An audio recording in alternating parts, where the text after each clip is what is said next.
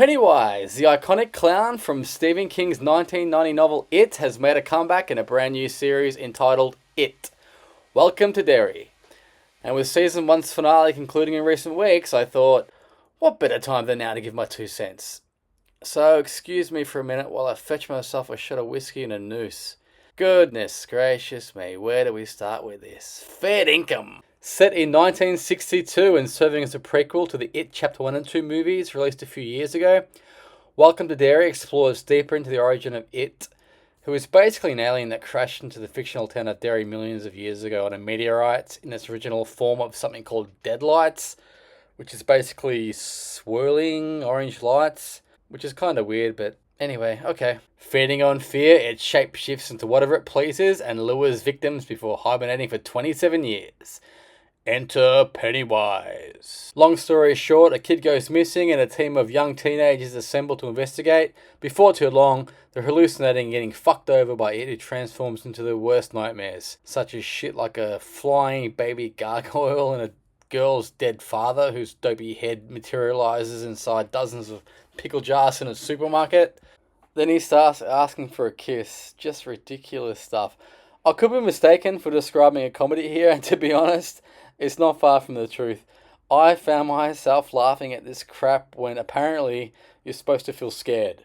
We also have a Native American tribe who fought It centuries ago and who are attempting to keep It concealed in some forest. They do this by planting remnants of the meteorite it crashed in along the perimeter of its crash location in the forest by using some kind of ancestral magic or hocus pocus bollocks. I don't really know, to be honest, as I wasn't that invested in the show if you haven't worked that out by now. There's also a tedious as fuck military arc with this one, including a particular officer who constantly gives lip and shows attitude to his superiors akin to a fucking dog snapping at the hand that feeds it. Let me tell you, if you spoke that way in the military to your commanding officer, especially in the 1960s, you'd be summoned to a court-martial and hung by your testicles right before you were shot and quartered. But I guess we shouldn't think too much about that.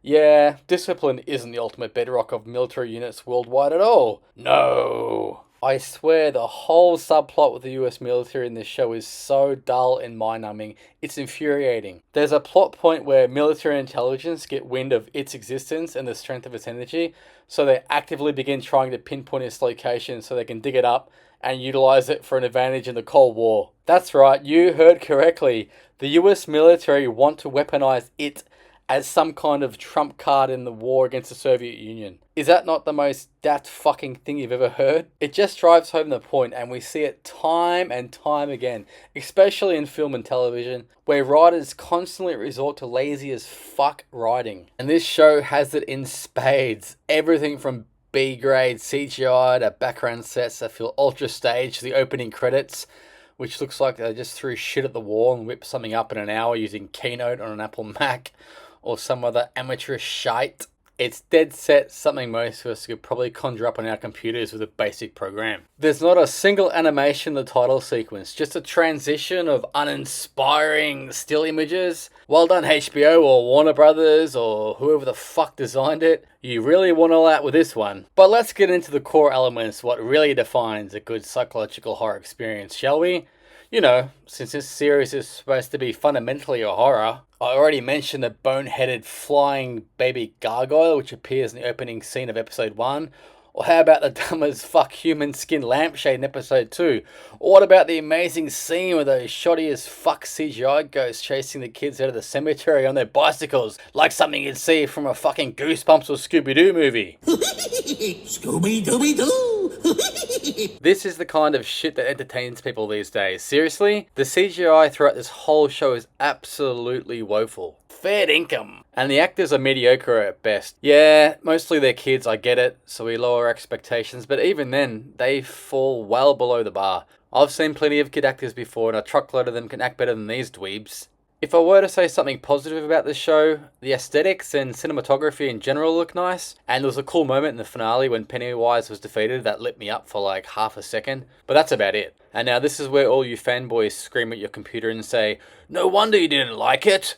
You obviously haven't read the book, you know nothing about Pennywise!" Yeah, like the only way you can enjoy this dog shit of a series is by reading the book first. The creators were so competent that they couldn't make a TV show that you would enjoy without reading the source material first. Jesus Christ, spare me. Speaking of Pennywise, Bill Skarsgård is cast in the role. And while the jury is still out who the better Pennywise was, I personally prefer the original Tim Curry who played him, because he appeared neither menacing or friendly, always that kind of in-between. And that's what made him interesting. Kids not knowing whether to approach him as opposed to the new Pennywise, which just has a more direct, threatening look. So straight away you go, okay, I'm not going near that, which kind of misses the whole point of how people felt about Pennywise in the original. It's the uncertainty of the original clown that made him more interesting. The current Pennywise leaves nothing to the imagination. Oh, and by the way, the clown hardly makes an appearance in this series, especially in the first half of it. While fanboys of the It lore have universally gotten butthurt by his non-appearance, I personally didn't mind it, so as long as they made good use of the other elements in the story, which they fucking didn't by the depth of the Marina Trench. The problem with ultra-obsessed fans is that they're so caught up in the lore that they forget the elements of what makes a good movie.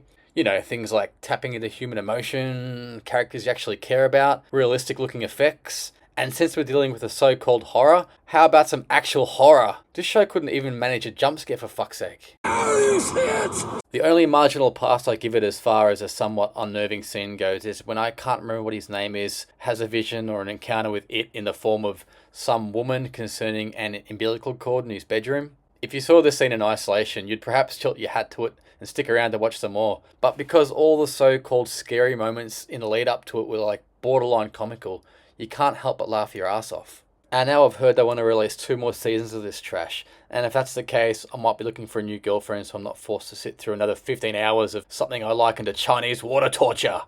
Anyway, that's it from me. Thank you, mother, for the rabbits.